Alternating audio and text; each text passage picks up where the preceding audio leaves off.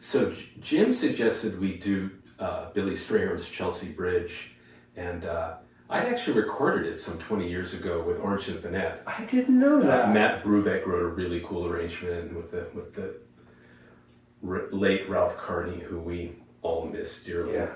When you did it with Orange Symphonette, which I'd love to hear, assuming it was either in B flat minor or E flat 7 sharp 11, mm-hmm. What chord did you?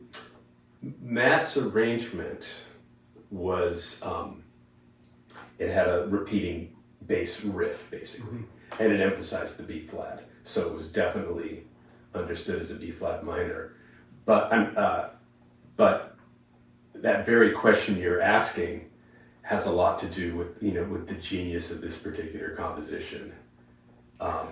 Well, I played it with Tony Mason and Stefan Crump, and then we recorded it on Orange.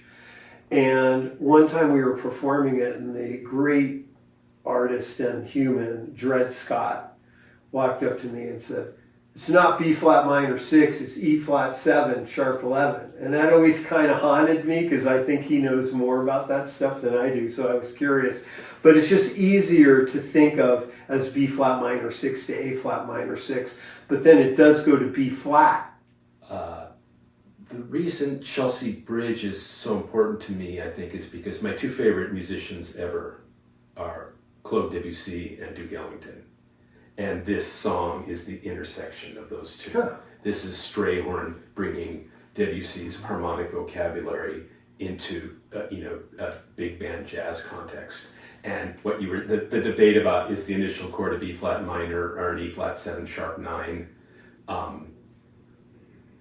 There is no answer to that question, but it is definitely borrowing from Debussy's watery, ambiguous use of whole tone scales.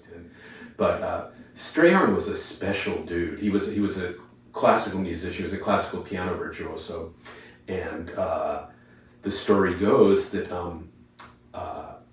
he basically didn't go into the classical world because of he was close to people of color, and like jazz was his only outlet. And he loved Art Tatum and loved jazz, but the world might have been a different place if he'd followed his original classical instincts.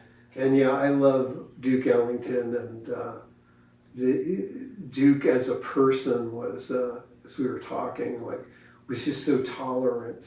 I mean, I've heard, I believe I read that there was somebody pulled a knife on the other guy in the horn section in Duke's band, and he took it with a grain of salt. People would nod off from shooting up. He would not fire them. Billy Strayhorn was black and gay, and this is many years ago. Duke loved him, and I find that really inspiring, and it makes me love Duke even more. Sometimes, you'll love someone's music and find out they weren't a great person, but Duke's tolerance is just inspiring to me. Agreed.